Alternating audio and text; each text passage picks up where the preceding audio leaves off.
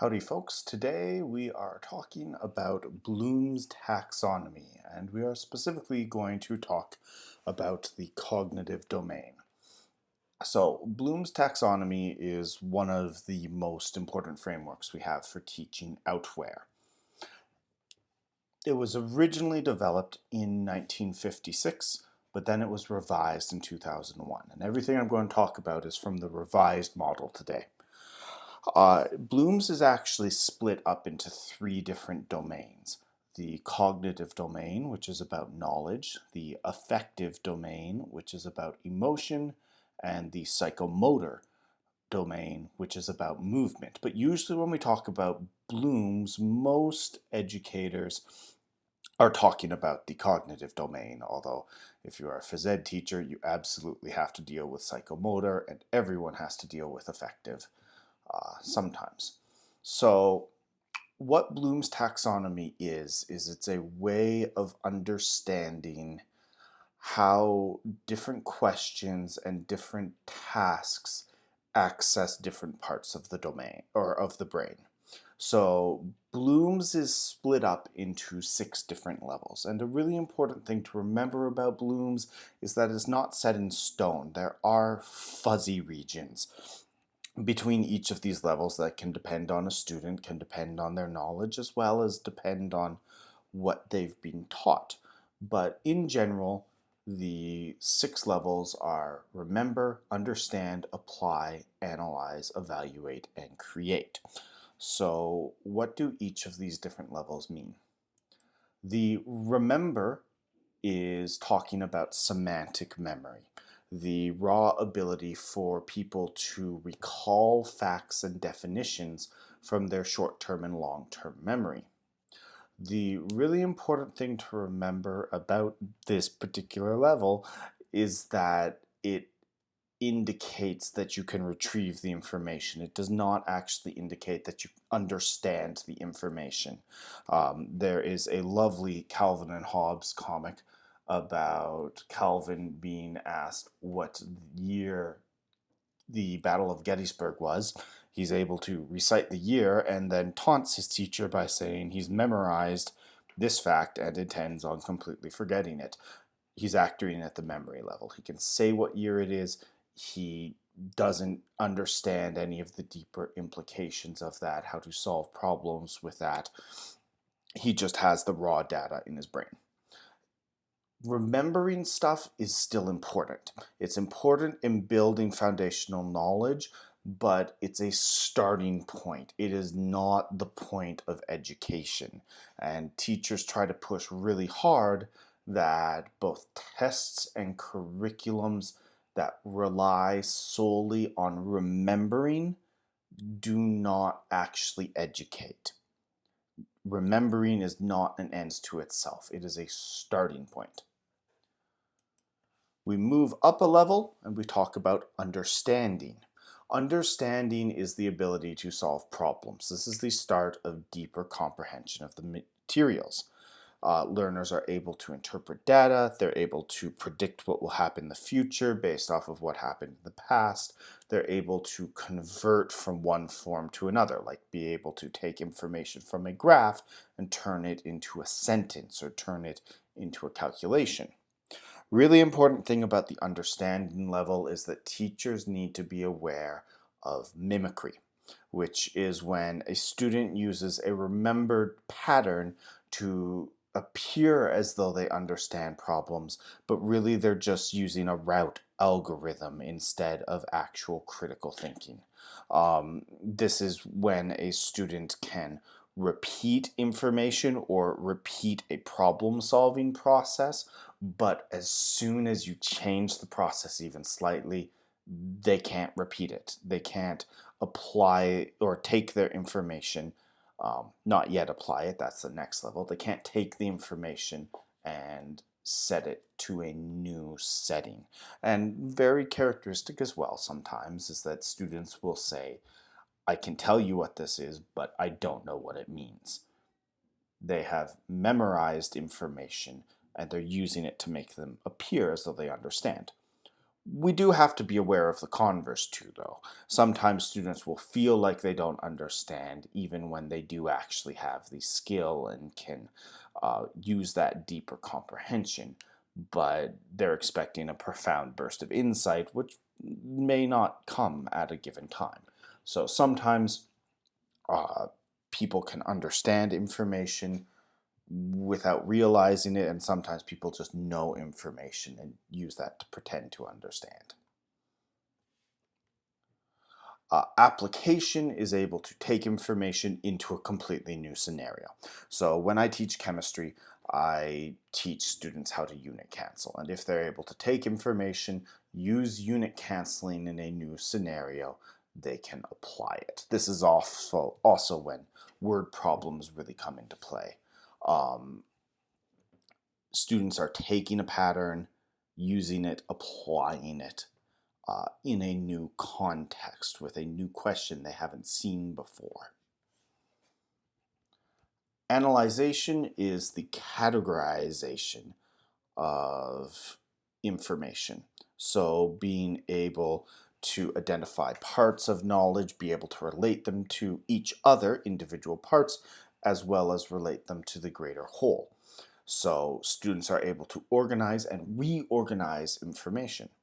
This is also where students start to become aware of their own thought process, which we call metacognition. Now, you can have metacognition as a knowledge background, which we'll talk about later, but you can also use metacognition to analyze your own work, see what mistakes you made. One of the learning activities I love doing is giving students back their tests, telling them what mark they got without telling them which questions they got right and wrong, and then have them pair up, use their notes, use their textbook to try and find their mistakes. That's a metacognitive process that allows them to critically analyze their own work.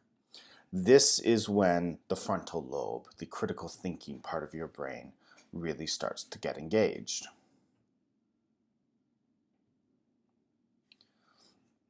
When a student evaluates work, they're passing judgment on it. They're using a set of criteria and determining the criteria's relevance to the work. And evaluation really means that students have to draw on the lower taxonomical levels and weigh them against each other. This is when you stop seeing right and wrong answers as much, and you have a variety of different responses. It's looking for what's the rationale, what's the justification for saying this worked in a particular way. And typically, evaluation is associated with openness to other perspectives. Instead of things being right and wrong, black and white, we start to see things on spectrums and gradations.